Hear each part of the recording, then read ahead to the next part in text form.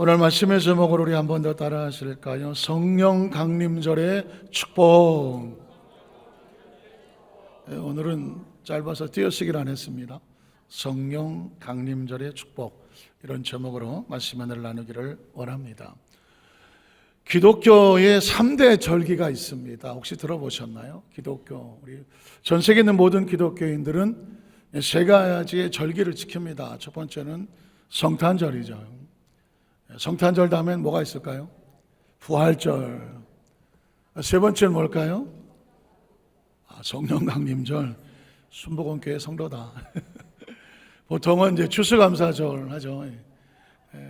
성탄절, 부활절, 추수감사절은 이제 모든 교회가 다 공통적으로 지키는 절기인데, 또 하나의 절기가 있습니다. 이건 정말 소중한 절기인데 그냥 한 주간에 지나가 버리는 가슴 아픔이 있는데, 그게 바로 오늘 성가대 말씀했던 성령 강림절입니다. 한번 따라 하실까요? 오순절, 성령 강림절. 오순절 날에 성령님이 강림하셨습니다. 이건 사실 교회가 탄성을 하고요, 순복음 교단을 펜티코스탈, The Assembly of God 이렇게 부르는데, 이 순복음 교회의 순자는 오순절 순자입니다. 그러니까 성령의 이 강림절로 교회가 탄생을 하고 순복음 교단의 출발은 오순절입니다. 그러니까 이 성령 강림절은 정말 중요한 절이에요. 그래서 내년에는 성령 강림절을 앞두고 우리가 성탄절을 맞이하는 것처럼 미리 준비하고 또 준비하고 또 준비해서 이 성령 강림절이 정말 놀라운 축제가 되었으면 좋겠다, 이런 간절함이 있습니다. 그래서 올해는 지난 주간에 성령 대망회가 있었습니다. 성령 강림절을 앞두고 성령 대망회를 했습니다. 첫째 날, 둘째 날, 셋째 날, 넷째 날, 마지막 성령 강림대회, 그 대망회를 마치고 제 마음속에 딱 부딪히는 한 구절이 있었습니다. 성령님, 난 아무것도 아닙니다. 성령님이 없으면 난 아무것도 아닙니다. 이만큼을 목회하고 이만큼을 평생을 신앙생활하고 달려왔는데 제 가슴 속에 부딪히는 나에 대한 정의 하나, without Holy Spirit, 성령이 없어, I am nothing, 난 아무것도 아니야. 동의하십니까? 여기까지 이끌어 오시고 이 자리에 서게 하시고 우리의 생명을 이끌어 가시는 건 성령이에요. 오늘 이 시간에 성령에 대해서 잘 아시는 분도 계시고, 성령이 긴가민가 하시는 분도 있고, 어떤 분은 와서 예배는 드리지만 성령이 나하고 무슨 상관이 있나, 사실 이렇게 절박하지 아니한 분들이 있을 겁니다. 오늘 성령 강림절을 맞이해서 오늘 구약 성경 속에 성령은 어떻게 역사하셨나, 신학시대의 예수님의 사역 속에 성령님은 어떻게 역사하셨나, 교회를 탄생시킨 그 교회 시대에 성령님은 또 어떻게 역사하셨나. 왜냐하면 창세부터 계시록까지 하나님 역사를 이끌어 가신 분은 성령님이에요. 저와 여러분 예수 믿게 하고 예배에 참석하게 하고 앞으로 신앙생활을 이끌어 가게 하실 분은 누구다? 성령님이에요. 성령이 없이는 아무것도 할 수 없어요.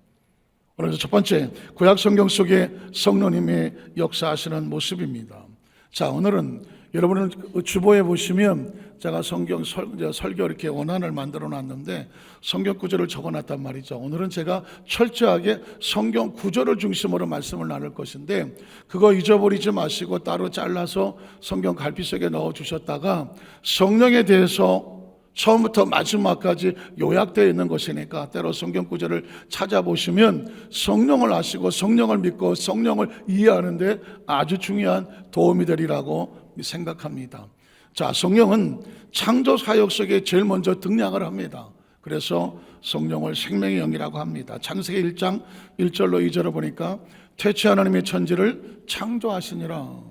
그런데 2절에 보니까 땅이 혼돈하고 공허하며 흑암이 깊음 위에 있고, 기억하시죠? 혹시 영어 성경을 보시면 chaos, 카오스라고 하는 건 완벽한 혼돈과 무질서, 바로 여기서 나오는 겁니다. 그런데 이 완벽한 무질서, 혼돈을 정확한 질서와 원리와 원칙으로 우주를 안고 가시는 분이 계시는데 그분이 누구다? 하나님의 영이라고 나오는 것입니다. 창조는 하나님이 하셨는데 성경은 놀랍게도 완벽한 혼돈, 케이오스, 카오스, 이 혼돈의 세계를 정확한 질서 원칙으로 안고 생명을 품고 가시는 분, 그 하나님의 영이라고, 이게 성령입니다. 그러니까 성령은 창세기 1장 2절부터 등장을 하고 있고 수면 위에 운행하시더라. 운행은 영어 성경에 인큐베이터라고 되어 있습니다. 마치 우주 만물은 우주의 생명을 안고 품고 있는 것처럼 그 우주를 안고 계시는 분이 누구다? 성령님이시라는 것입니다. 또 1장 26절 28절에 보면 하나님이 이르시되 우리 형상을 따라 우리 모양대로, 이 형상, 하나님의 형상을 이마고 데이, 쉽게 말하면 이미지네이션 오브 갓이에요. 이미지 오브 갓. 하나님의 형상과 모양은 성령이에요. 그러니까 뭐 하나님이 머리가 있고 뭐 몸통이 있고 다리가 있고 팔다리가 있어서 이 하나님 이렇게 생겼나가 아니에요. 하나님의 형상이라고 하는 것은 하나님의 이미지고 하나님의 이미지는 하나님의 영이에요. 그러니까 우리는 하나님의 영의 형상을 따라서 만들어졌고 그 모양에 따라서 하나님께서 우리를 사람을 만들고 그들로 바다의 물고기, 하늘의 새와 가축과 온 땅과 땅에 있는 모든 것을 뭐하게 하자? 다스리는 이 권한은 우리에게 있는 게 아닙니다. 하나님의 형상과 모양을 닮아 하나님의 영이 우리와 함께 하심으로 권세와 권위는 어디서부터 온다? 하나님의 영으로부터 오는 겁니다. 그래서 다스리게 하자 하시고 하나님이 또 나오죠. 자기 형상. 사실 신학적인 용어로 하나님의 형상은 굉장히 중요해요. 아까 제가 말씀드렸지만 이마고 데이, 또 이미지 오브 갓, 하나님의 영이에요. 하나님의 형상대로 사람을 창조하시되 남자와 여자를 창조하시고 하나님 그들에게 복을 주심에 가장 최고의 복은 뭐예요? 하나님의 형상, 하나님의 영을 주시고 또 하나님이 그들에게 이르시되 생육하고 번성하고 땅에 뭐해라? 충만해라. 그리고 땅을 정복하라. 어떻게 정복해요? 하나님의 영이죠. 인간에게는 하나님의 영을 부어주셔서 그 영권을 가지고 땅을 정복하고 바다의 물고기와 하늘의 새와 땅에 움직이는 모든 생물, 이것들도 만만한 존재가 아닙니다. 다 하나님이 지어놓으신 거거든요. 하나님의 창조하신 걸 우리가 어떻게 마음대로 다스려요? 누가 영권을 주셔야 돼요? 하나님이 주셔야 돼요. 영권은 어디서부터 올까요? 하나님의 영으로부터 오는 겁니다. 창세기 2장 7절에 보면 야훼 하나님이 땅에 흙으로 사람을 지으시고 인간은 모든 육체를 가지고 있어요. 육체는 흙으로 지어졌고 3차원적인 존재, 시간과 공간에 제한받아서 시간 밖으로 나가고 공간 밖으로 나가면 죽는 거예요. 그런데 흙으로 지어놓으시고 흙으로 만들면 끝나는 것이 아니라 생기가 뭐예요? 생명의 기운이에요. 이 생기는 하나님의 영이에요. 퓨니마라고 말하고 하나님의 호흡이라고 숨이라고 말하는 하나님의 영이에요. 그런데 하나님의 영을 사람의 코에다가 불어넣으셨대. 이걸 사람들이 이해를 시키려니까 하나님의 붙어있는 영이 사람 속으로 들어오려니까 들어오려는 어디밖에 없어? 코밖에 없어. 사람은 코로 뭐를 쉬나요? 숨을 쉬잖아요. 숨을 쉬는 게 살아있기 때문에 숨을 쉬잖아요. 사람이 의식을 잃고 죽었는데 살았는지 모르려면 어디다가 손을 갖다 대요? 코에다 갖다 대잖아요. 하나님이 하나님의 영을 우리 코에 불어넣으셨다는 것은 뭐 코에 불어넣었을 수도 있겠지만 우리 속에 하나님의 영이 들어와서 사람이 비로소 뭐가 되더라? Living Spirit, 생명이 되더라. 그러므로 인간은 흙이 아니에요. 흙으로만 끝나지 않아요. 육체로만 끝나지 않아요. 영적인 존재예요. 근데 그 영적인 존재는 땅에서 나지 않아요. 하나님으로부터 와요. 하나님부터 오는 영이 뭐예요? 하나님의 영입니다. 그래서 인간은 존재적으로 육체를 가지고 있지만 하나님의 영이 우리 속에 들어와서 그걸 인간의 각 마음속에 영혼을 가지고 있는 것이죠. 육체를 벗을 때에 우리 영혼은 어디로 가야 마땅해요? 하나님께로 가는 것이죠. 믿으시면 아멘 하시기를 바랍니다. 자, 그래서 하나님의 영이 떠나면 어떻게 되겠어요? 단절하는 겁니다. 왜 사람이 죽으면 그 코에다가 호흡을 대보는데 숨을 쉬지 않으면 돌아가셨다. 왜 그럴까요? 영혼이 그 안에 있지를 않아요. 영혼이 떠나면 육체는 그냥 시체가 되는 거예요. 그러니까 인간이라고 하는 생명은 육은 영이 떠나면 죽은 자와 같은 것처럼 우리의 존재 자체는 하나님의 영이 떠나면 죽은 자가 되는 거예요. 그걸 심판의 대상이라고 생명의 단절이라고 말하는, 창세기 15절 17절에 보면 야훼 하나님이 그 사람을 이끌어 에덴 동산에 두어 곳을 경작하며 지키게 하시고, 야훼 하나님이 그 사람 명하여 이르시되 동산 각종 나무 열매는 내가 임의로 먹되. 나무 열매를 왜 먹어요? 생명이 살려고 먹는 거잖아요. 육체의 생명이 살려고 먹을 걸 주시고 뭐 입을 것도 주시고 에덴은 살 것을 주시는 거잖아요. 그런데 선악을 알게 한 나무 열매는 뭐 하지 마라? 먹지 마라. 선악을 알게 한 나무 열매는 하나님의 주권이다. 누가 주인이다? 하나님이 주인이다. 네 영혼의 주인은 누구다? 하나님이. 네 육체의 주인은 누구다? 하나님이다. 네 생명의 주인은 누구다? 하나님.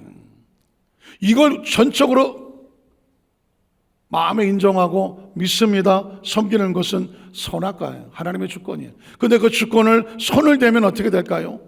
난 하나님이 필요 없습니다. 하나님을 벗어나는 거거든요. 하나님을 벗어나면 네가 먹는 날은 반드시 어떻게 되리라? 죽으리라. 죽음의 정의가 뭐예요? 영혼과 육신이 분리되는 거예요. 죽음은 분리되는 거예요. 죽는다는 의미는 다른 게 아닙니다. 영혼과 육신이 분리됐을 때 죽었다고 말하는 것입니다. 마찬가지로 영적인 죽음은 뭐냐? 하나님과 우리가 분리되면 영적으로는 죽었다고 말하는 것입니다.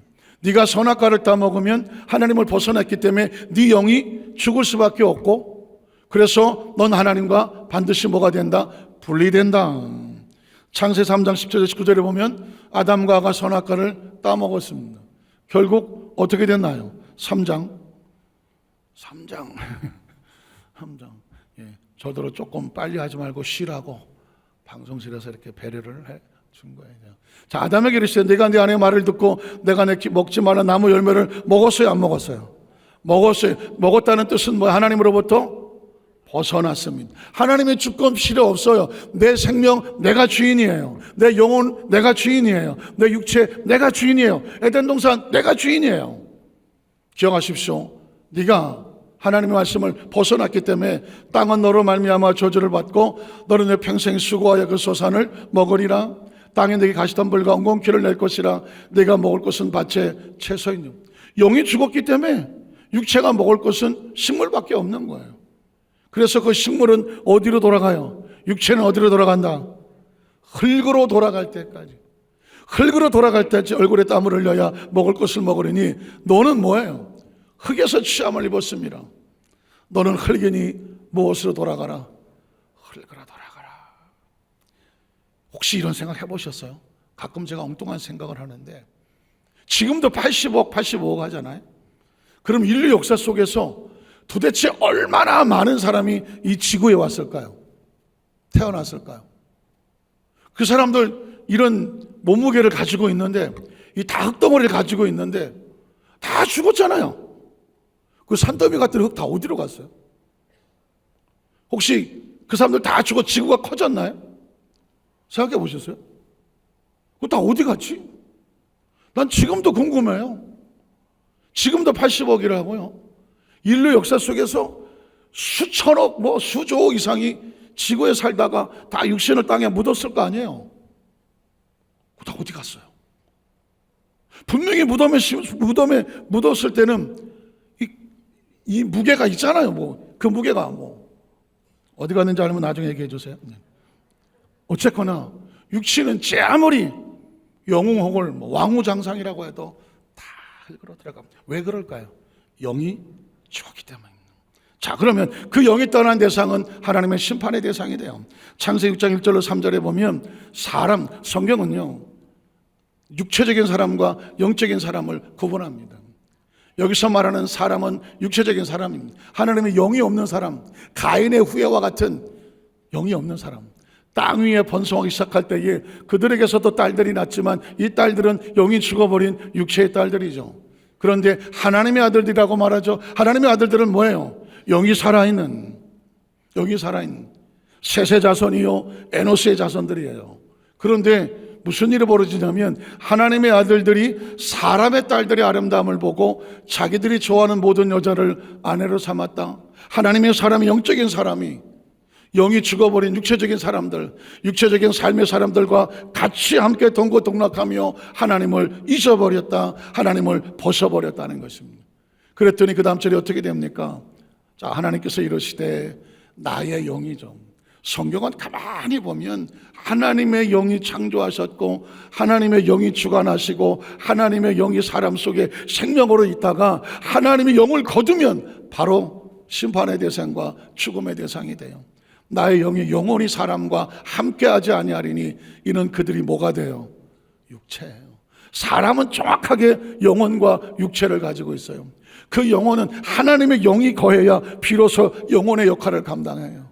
하나님의 영이 떠나면 영혼은 죽은 영혼과 같아요. 그 죽은 영혼 속에 있는 육체는 흙덩어리로 죽은 것과 같아요. 저는 성경 속에서 가장 가슴 아픈 장면 중에 하나가 이거예요. 하나님의 한탄. 내가 더 이상 나의 영을 영원히 사람과 함께하지 않게 하겠다. 이는 그들은 영이 죽어버린 흙덩어리다. 5절로 7절에 보면 야훼께서 사람의 죄악이 세상에 가득해. 왜 세상에 죄악이 가득할까요? 하나님의 영이 떨어져 가면, 하나님의 영이 사라지면 인간은 전체적으로 하는 것마다 죄일 수밖에 없어요. 저는 가끔가다 혹시 여러분 기억하세요? 우리가 예수 믿기 전에 하나님 영적으로 다시 회복하기 전에 본능과 육체의 어떤 정욕과 안목의 정욕과 이 세상의 삶을 똑같이 살아갔을 때 어떻게 살았어요? 여러분의 아픈 기억을 건드리고 싶진 않지만 저도 가끔씩 가다가 막 찌릿찌릿할 때가 있어요. 내가 왜 그때 그렇게 살았을까? 왜 유혹에 빠졌을까? 왜 세상 사람과 똑같이 행동했을까? 똑같이 말하고 똑같이 그 죄 속에서 그 죽는지도 모르고 영혼을 피투성이로 만들었을까? 죄라고 하는 건 하나님과 단절을 시키는 거예요. 영이 죽고 나면, 영이 단절되고 나면 육체는 짐승들과 하는 행동과 별 차이가 없어요. 왜 그런지 아십니까? 사람의 마음이란 하나님의 영이 거하지 아니하면 만물보다 힘이 부패한 게 뭐예요? 사람의 마음이야. 세상에 이거부터 가슴 아픈 일이 어디 있어요? 정말 이 소중한 육체한 생명으로 태어났는데 성경은 말하기를 하나님의 영이 없는 마음은 만물보다 부패하대. 안 그러고 싶잖아요. 정말 안 그러고 싶다고요. 깨끗하게 살고 싶다고요. 거룩하고 살고 인격과 도덕과 윤리로 이만큼 배웠으면 내가 사람답게 살고 싶다고요. 그러나 하나님의 영이 우리를 통제하고 지배하고 살아가지 않으면 얼마나 이기적인지, 얼마나 비겁하고 비굴하고 자기중심적인지 성경은 이렇게 말합니다. 하나님 보시니까 사람의 죄악이 너나 할 것 없이 세상에 가득해. 그의 마음으로 생각하는 모든 계획이 모두 다 악해서 냄새가 나서 볼 수가 없어. 그래서 어떻게 하셔요? 하나님께서 땅 위에 사람 지으셨음을 뭐해요? 한탄하고 마음에 근심. 내가 이러려고 사람을 만든 게 아닌데 하나님의 형상과 모양이 떠나고 그 영이 단절되고 나니까 사람의 육체라고 하는 건 짐승과 다를 게 아무것도 없구나. 하나님이 단식하셨. 그래서 그 다음 절에 보면 이르시되 내가 창조한 사람을 내가 지면에서 쓸어버리되 사람으로부터 가축과 기는 것과 공중의 새까지 그리하리는 내가 그것들 지었음을 한탄하더라는 것입니다. 우리는 반드시 기억하셔야 돼요. 왜냐하면 내 안에 하나님의 영이 좌정한 나를 통제 지배 다스려 주지 않으면 내가 하는 모든 것들이 하나님의 한탄의 대상이 될 수밖에 없어. 이걸 정확하게 깨달으면 어느 시간에 말씀을 듣는 정도 같아. 내가 하나님의 성령과 그것도 정말 좋은 크리스찬이 되고 싶어. 정말 신실한 크리스찬이 되고 싶고 세상과 분별된 크리스찬이 되고 싶고 하나님 안에 있는 크리스찬이 되고 싶다고 하는 사람은 철저하게 성령이어야 돼요. 성령이 긴가민가하고 뭐 그럴 수도 있고 안 그럴 수도 있는데 뭐 내가 판단하는 거지 굳이 뭐 성령 충만 받아서 성령이 나를 통제해야 돼? 이런 사람에게는 이 소리가 거칠적거리는 소리로 들릴 거예요. 목사님, 저 그냥 적당히 이 정도면 충분해요. 내가 뭐 목사 될 것도 아니고 내가 무슨 뭐 교회에서 뭐 장로가 돼서 열심히 일할 것도 아니고 그냥 교회 다니고 싶어요. 그냥 어려서부터 다녔고 그렇다고 뭐 세상에 살다 보면 이런 일 저런 일도 겪는데 이럴 수도 있고 저럴 수도 있고 잘못하면 회개하고 뭐 이렇게 사는 것도 나쁘지 않아요. 혹시 그럴 수 있을지 모르겠는데 기억하십시오. 하나님께 보기에는 둘 중에 하나예요. 하나님의 영이 살아있는 자와 하나님의 영이 떠난 자입니다. 하나님의 영이 떠난 절대로 하나님은 하나님의 영이 떠나면 믿을 수가 없어요. 여러분 성전에 나올 때 어떻게 나오셨어요? 정말 힘들고 어려운 일인데도 그걸 제쳐놓고 달려오신 분도 계실 거고요, 미리 와서 준비하고 기다리신 분도 계실 거예요. 그러나 교회는 절대로 마음으로 못 와요. 생각으로 못 와요. 혹시 억지로 나와 있을 수도 있어요. 그러나 성령께서 우리 마음을 주장하고 이끌어주지 않으면 예배는 예배가 되지를 않아요. 말씀은 전혀 들려지지가 않아요. 목사님이 뭐라고 얘기하는지 그냥 성경 얘기하는가 보다. 목사님은 늘 주일날 설교하세요. 저런 걸 설교라고 하는가 보다. 그렇게 들릴지도 몰라요. 그런데 왜 제가 이렇게 절박하게 얘기할까요?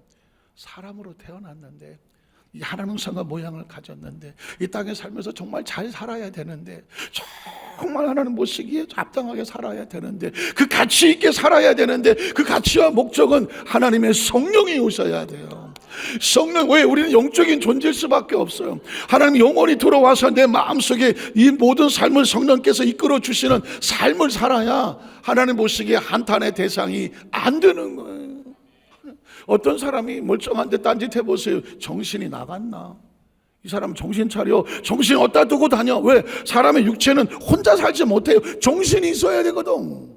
정신 똑바로 차려야 되거든요. 근데 사실은 이 정신이 스스로 판단하지 않아요. 그 정신을 정신 있게 하는 것은 하나님의 성령이에요. 애시당초부터 우리는 하나님으로부터 왔기 때문에, 그분이 만드셨기 때문에 그분이 원하는 대로 살지 아니하면 우리의 삶의 모습은 그냥 무질서한 케이오스, 또 혼돈으로 돌아가 버리고 마는 거예요. 오늘 무질서한 혼돈 앞에서 하나님께서는 땅을 치고 한탄하시는 거죠. 그래서 작은 네 번째에 보면 구약시대 사람들은요 다 하나님의 영이 통제하고 충만케 하셨던, 그래서 동역자가 되게 하셨던 거예요. 창세기 41장 30절로 40절에 보면 파라오죠. 이집트의 왕이에요. 그의 모든 신하가 이를 좋게 여긴지라 바로가 그 신하들 이르되 이와 같이 하나님의 뭐예요? 영이죠. 요셉이 주인공이 아니에요. 요셉의 배후에는 뭐가 있었어요? 하나님의 영이 있었습니다. 하나님의 감동을 충만이라고 말해요. 감동된 사람 우리가 어찌 찾을 수가 있겠느냐. 그러면서 요셉에게 이르되 하나님이 모든 걸 내게 보이셨구나. 이 파라오가 가만히 보니까 이 파라오가 뭐예요? 태양신의 아들이라고. 이 사람도 신을 섬기는 사람이야. 그러니까 귀신이 귀신같이 알아본다고 딱 보니까 내가 섬기는 신하고는 달라. 하나님이 보이셨으니 너와 같이 명철하고 지혜 있는 자. 이게 요셉의 명철이에요? 요셉의 지혜예요? 아니에요. 하나님의 성령의 충만함 보면 하나님의 명철이에요. 하나님의 지혜를 주는 거예요. 그래서 그 다음 절에 보면 이렇게 말해요. 너는 내 집을 다스려라. 예전엔 이 성경이 잘 안 보였는데 파라오가 요셉의 꿈의 명을 보고 참 정말 신묘막측해서 맡겼구나. 어림도 없어요. 넘버원 왕이 그 나라의 모든 생사 여타를 넘버 2 총리에게 줄 때 이제 감옥에서 막 나온 30살짜리 시부리 그 노예에게 세컨드 플레이스 아래 주겠어요? 네가 총리해 하겠어요? 절대 못해요. 어느 나라의 운명을 듣도 보도 못한 30대 초반의 시부리 사람에게 그걸 덜커덕 맡깁니까? 와, 파라오의 눈에는 이 30대 초반의 청년이 뭘로 보이겠어요? 하나님의 영에 감동된 하나님의 영이 보이니까. 너는 내 집을 다스리라는 얘기는 누가 다스려 달라는 겁니까? 하나님의 영이 다스려 주시옵소서. 그래야 내 백성이 다 내 명령에 복종하고 내가 너보다 높은 게 뭐밖에 없어요? 왕자분의 하나님의 영권 때문에 그런 거예요. 요셉의 배후에는 하나님의 영이 있었습니다. 창세기 3장 1절 2절에 보면 모세의 배후에는 누가 있었을까요? 모세가 그의 장인 미디안 제사장 이도의 양떼를 치더니 그때를 광야 서쪽으로 인도하여 하나님의 산 호렙의 이름에 야훼의 사자가, 구약 성경 속에서 야훼의 사자가, 때로는 주의 사자가 나올 때 이건 하나님의 영이에요. 하나님의 영이에요. 왜냐하면 하나님의 일을 수행하시는 분이 사역자가, 사자가 하나님의 영이거든요. 하나님의 영이 떨기나무 가운데로부터 나오는 불꽃 안에서 그에게 나타나셨더라. 이 불꽃이 모세가 보았더니 어떻게 됐어요? 불이 붙었으나 떨기나무의 불이 끊어져요? 끊어지지 않아요? 사라져요? 사라지지 않아요? 사라지지 않아요. 떨기나무는 3차원이지만 이 불은 3차원의 불이 아니에요. 성령의 불인 거예요. 마치 오순절마가 다락방에 임했던 성령의 불이었다는 거죠.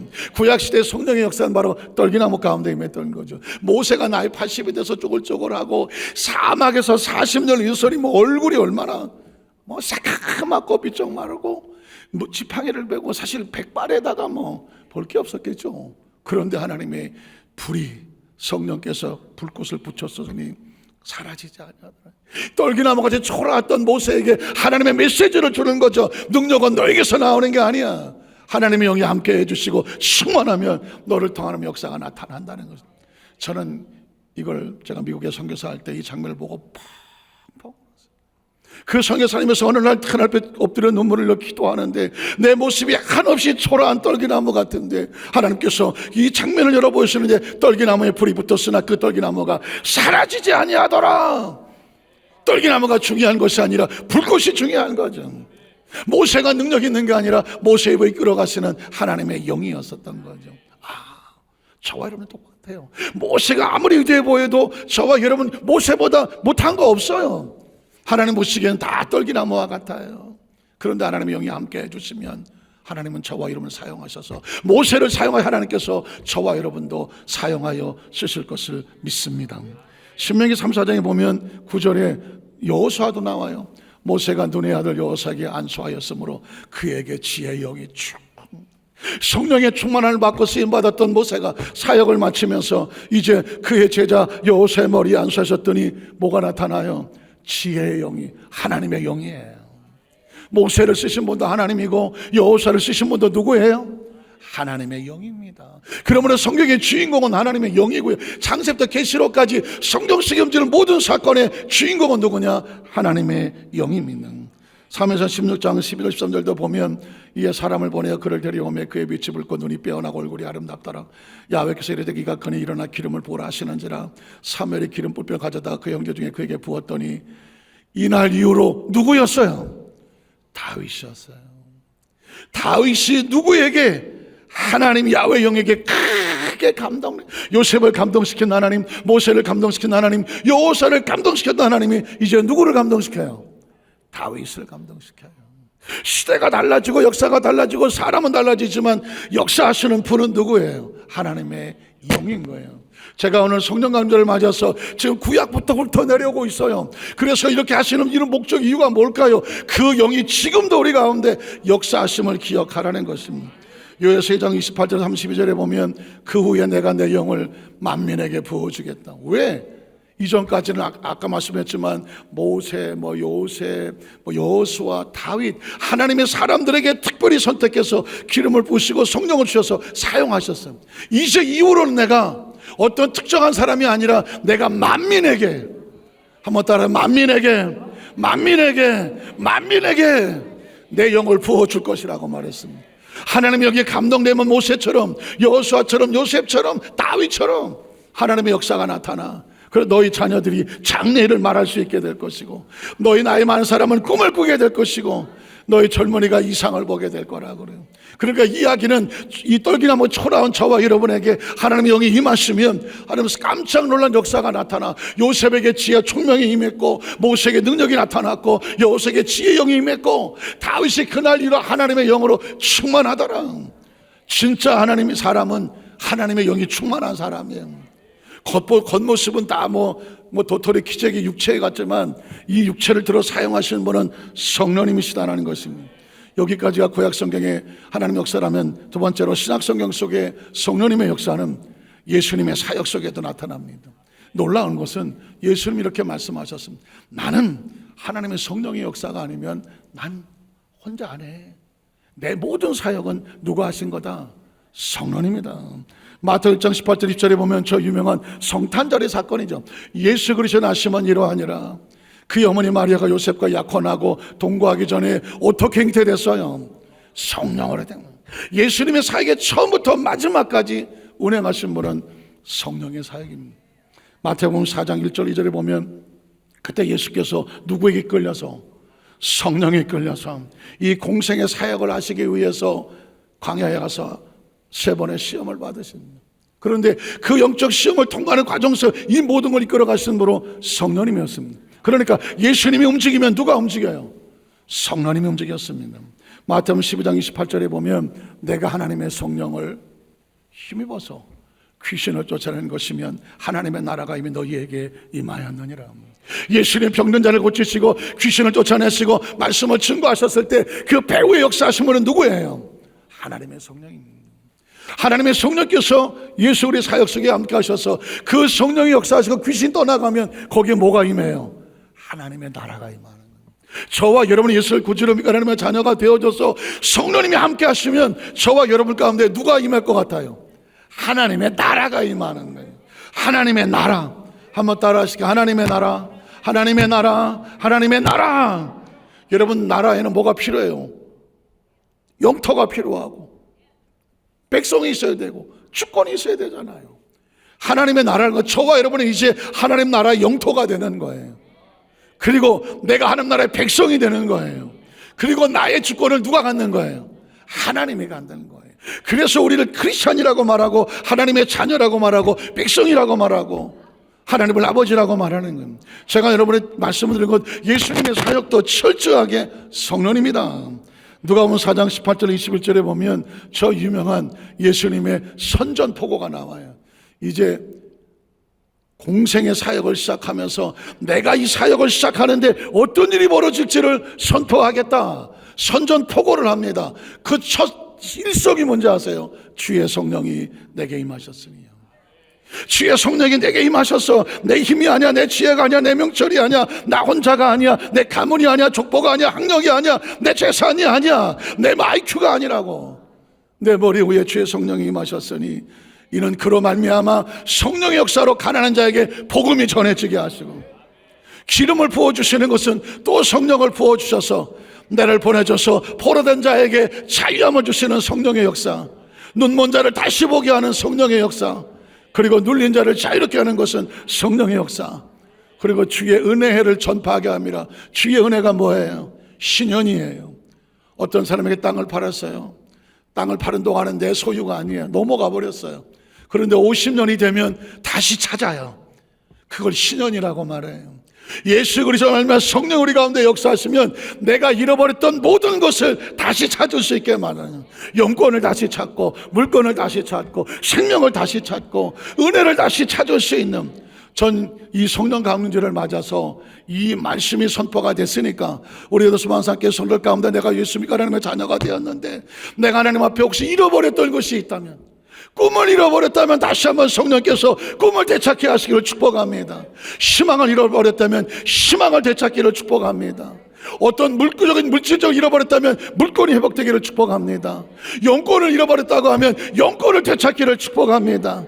건강을 잃어버렸다면 건강을 되찾기를 주의 이름으로 축복합니다. 왜냐하면 성령의 역사는 주의 은혜를 전파하는 거군. 당신은 해방되었습니다. 당신은 소유권을 다시 찾았습니다. 잃었던 걸 다시 찾았습니다. 당신의 권리는 회복되었습니다. 이게 뭐라고요? 신현이에요. 주의 은혜의 해를 전파하게 하심을 하였더라. 그랬더니 책을 덮어 그 맡은 자에게 주시고 앉으시니 회당에 있는 자들에게 다 주목하여 보더라. 예수께서 그들에게 말씀하시되 이 예언의 말씀이, 약속의 말씀이 오늘 너희의 귀에 어떻게 됐어? 응하였느니라. 한번 따라 하실까요? 응하였느니라. 응하였느니라. 응하였느니라. 성경 속에 가장 중요한 키워드 중에 하나가 응이라는 단어예요. 응이라는 단어예요. 그 많이 하나님께서 약속하고 말씀이 뭐 많으면 뭐 하겠어? 뭐 하지 않으면? 응하지 않으면. 응이 중요한 거예요. 예수 그리스도는 다른 말로 응이야. 응이라고.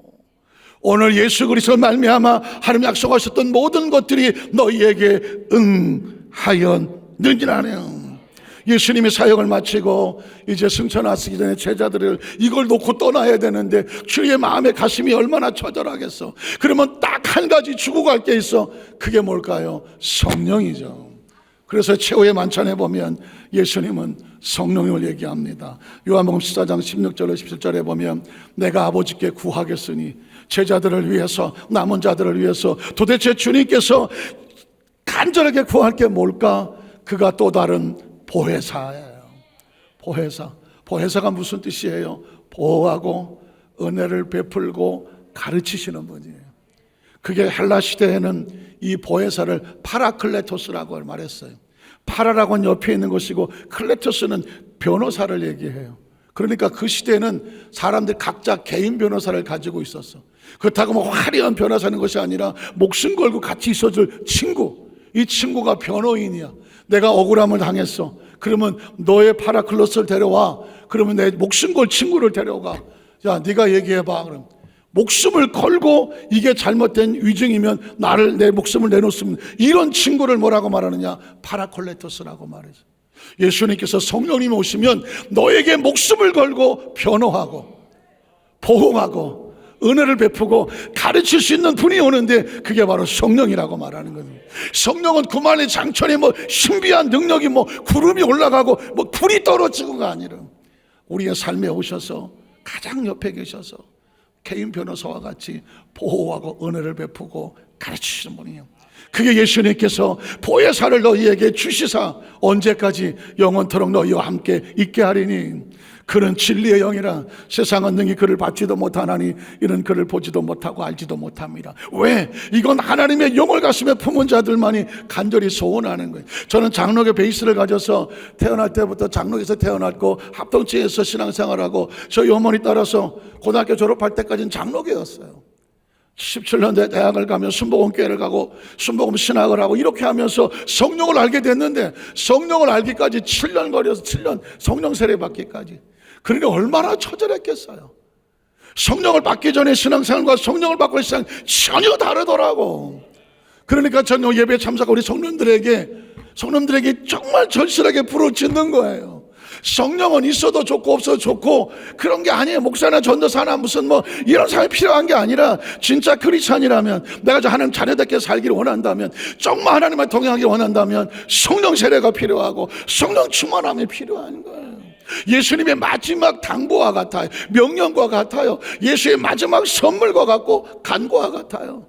그 성령이 너희를 안하니 너희 속에 함께 거하심이고 너희 속에 계실 것이다. 25절로 26절에 보면 내가 지금 너희와 함께 있어서 이 말을 너희에게 하였거니와 보혜사 예수님은 철저하게 성령 곧 아버지께서 내 이름으로 보내실 성령 아버지께서 예수의 이름으로 보내실 삼위일체 성령 그가 너에게 모든 것을 가르치고 성령이 가르치고 내가 말한 모든 것을 생각나게 할 것이다. 26장 7절로 8절에 보면 그런 내가 너에게 실상을 말하노니 내가 떠나가는 것이 너에게 유익한. 왜 예수님은 승천하시고 40일 동안 있다가 승천하셨을까요? 한 40년 있으면 더 역사가 나타나지 않았을까요? 예수님이 내가 가야 되는 이유를 말합니다. 그게 너희에게 유익인데 내가 떠나가지 아니하면 보혜사가 너에게로 오시지 아니할 것이고 내가 가야 누가 온다? 성령님이 오신다. 내가 그를 너희에게로 보낼 것이요 그가 와서 죄에 대해서 의에 대해서 심판에 대해서 세상을 책망하실 것이다. 누가복음 24장 44로 49절에 보면 예수님께서 승천하시기 전에 마지막으로 간절히 제자들에게 명령하고 당부하고 권면하고 간절한 마음을 쏟아주시는 장면이 이거예요.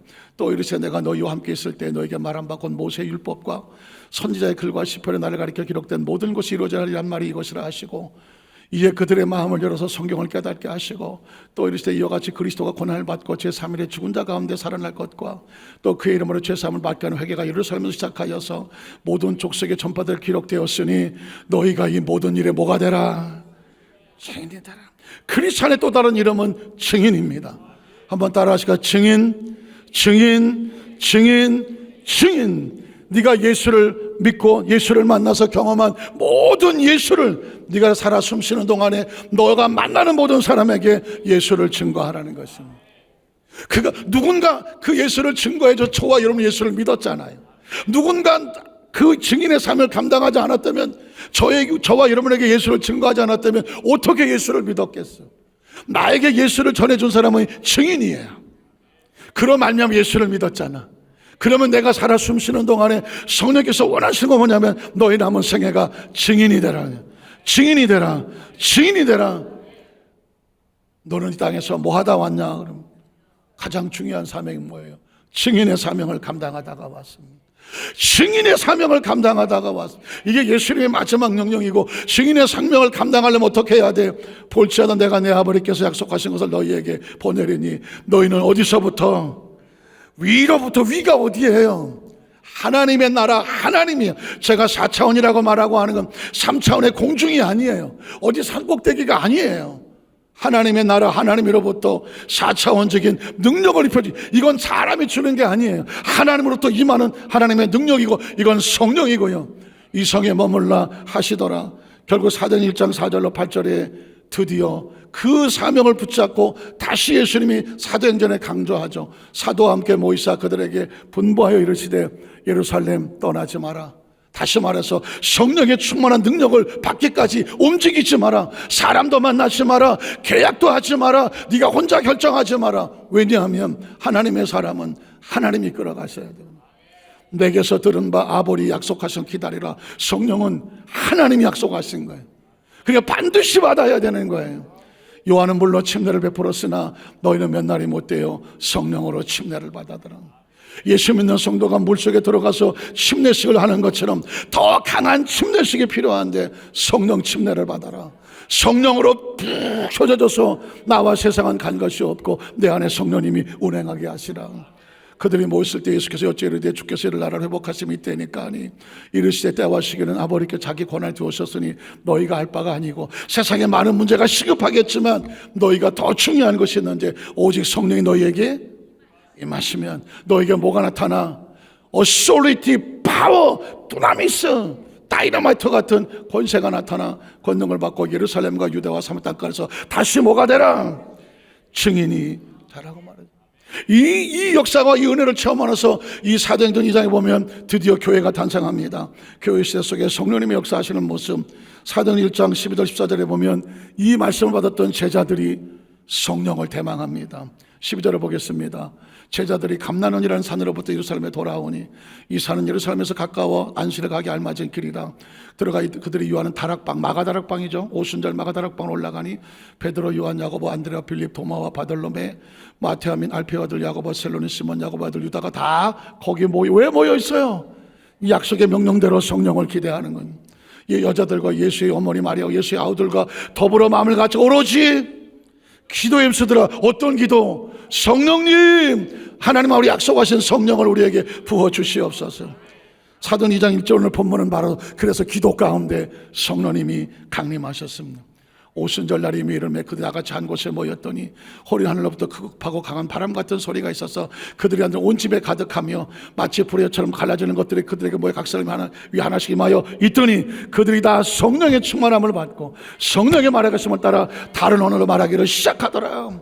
구약의 요에서 있었던 만민에게 내가 성령을 부어주겠다는 것, 예수님의 사역 속에 위로부터 능력을 부어줬다는 것이 사도행전 2장 1절에서 4절까지 이루어지는 겁니다. 그래서 교회가 여기서 탄생하는 거예요. 순복음교회는 여기서 탄생하는 거예요. 그 성령의 능력을 받고 증인되게 하시는. 사도행전 3장 1절에 10절에 보면 그러면 성령 받으면 뭐가 어떻게 달라지는데, 베드로가 성령 받기 전에 예수를 모른다고 3번이나 부인했었잖아요. 성령 충만을 받고 나니까 전혀 다른 사람이 됩니다. 제9시 기도 시간에 베드로와 요한이 성전에 올라갈 때 나면서부터 못 걷게 된 일을 사람들이 메고 오니 이는 성전에 들어간 사람들에게 구걸하기 위해 날마다 미문이라는 성전문에 두는 자다. 거지죠. 그가 베드로와 요한이 성전에 들어가려는 보고 구걸하는 걸 베드로가 요한과 더불어 주목하되 우리를 보라 하니 그가 그들에게 무엇을 얻을까 하여 바라보거늘 베드로가, 이 베드로는 성령 받은 베드로입니다. 그 이전에 베드로는 성령 받기 이전에 베드로입니다. 초라하고 나약하고 부활의 주님을 보고 나는 못 만나, 얼굴 볼 수 없어 도망치던 베드로였습니다.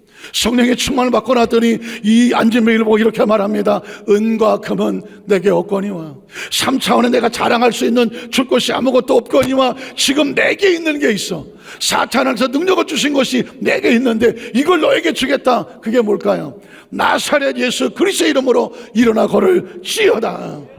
한번 외쳐볼까요? 나사렛 예수 그리스도의 이름으로 일어나 걸을지어다. 이게 베드로의 가슴속에 품고 있는 성령의 충만함이 다가오면 내 안에서 폭발적으로 나오는 주님에 대한 능력이고 고백인 거예요. 예수님을 그대로 믿으시면 아멘 하시기 바랍니다. 이제까지 예수의 이름이 구원의 이름이었다고 하면 이제 성령님과 함께하면 능력의 이름이 되는 겁니다. 너희가 내 이름으로 귀신을 쫓아내고 병든 자의 손을 잡아 나으리라. 이 말씀이 베드로를 통해서 실제로 이루어졌습니다. 사도행전 4장 28절로 31절에는 이제 교회의 성도들은 모여서 성령을 대망했습니다. 모일 때마다 기도하고 성령 충만한 교회. 자, 사도행전 4장 28절 31절 하나님의 권능과 뜻대로 이루려고 애정하신 그것을 행하려고 이 성에 모였습니다. 교회는 어떤 기도를 했을까? 주여 이제도 그 사방에서 오는 교회를 향한 위협함을 굽어보시옵고 이제 하나님의 종들로 하여금 담대히 하나님 말씀을 전하게 하여 주시옵고 손을 내밀어 병을 낫게 하시옵고 표적과 기사가 거룩한 종 예수의 이름으로 이루어지게 하옵소서 하더라. 그랬더니 빌기를 다음에 그 기도한 곳에 모인 곳에 진동하더니 무리가 다 성령이 모여서 충만해서 담대히 하나님 말씀을 전하더라는 것입니다. 이게 교회예요. 교회는 모여서 성경도 나누고 은혜도 나누고 하겠지만 우리가 함께 모였을 때 성령을 대망하는 거예요. 왜냐하면 성령이 없으면 신앙생활 할 수가 없어요. 기도를 할 수가 없고 세상을 나가서 이길 수가 없어요. 이길 수가 없어요. 그래서 성령 충만해야 죄를 이깁니다. 유혹을 이기고요, 세상을 이겨나가서 악한 영들을 이길 수가 있습니다. 성령으로 충만하게 하셔서 우리로 세상의 유혹을 이겨나가게 하시고 담대히 하나님 말씀을 전하여 증인의 사명을 감당하게 하시고 병든 자에게 손을 얹어서 낫는 역사가 나타나고 표적과 기사가 임하게 하여 주시옵소서. 왜 여두수만산 교회가 한 달에 한 번씩 성령 대망회를 합니까? 살자고 하는 거예요. 살자고요. 지난 성령 대망회 때는 사실 생각보다 성도들이 이렇게 많이 오지 않았어요. 이 설교자의 담임 목사의 딜레마가 뭐냐면 그만할까? 그만하지 뭐. 한 달에 한 번씩 성령 대망회 힘들어 죽겠는데 목사님 왜 자꾸 그런 거 하세요? 그럴 수도 있습니다. 저에게 그런 소리가 들어오면 내가 힘이 빠져요, 안 빠져요? 힘 빠지죠. 나도 뭐 그만하지 뭐, 나도 힘들어. 그때 성령이 제 머릿속에 빵 치는 게 뭔지 아세요? 너 살려고 하는 거야. 한번 따라 하시겠어요? 너 살려고 하는 거야. 맞아요, 하나님. 이 성령 대망하면서 조금이라도 좀 낙심이 들어오려고 하고 힘이 빠지려고 할 때 성령이 제 머릿속에 집어넣는 게 있어요. 너 살려고 하는 거야. 너 살려고. 성령 대망에는 누구 위해서 하는 게 아니야. 너 살려고 하는 거야. 다시 내 안에 은혜가 들어오면, 그리고 고백해낸 게 그거잖아요. I am nothing. 난 아무것도 아니야. I am nobody. Without Holy Spirit. 성령이 없으면 아무것도 안 하더라고요. 저는 오늘 이 예배에 참석하신 모든 성도님들이 정말 난 성령이 없으면 아무것도 아니고, 성경 속에 외치고 있는 소리는 오직 성령의 충만함을 받으라. 술 취하지 마라. 세상에 취하지 마라. 오직 성령의 충만함을 받으라.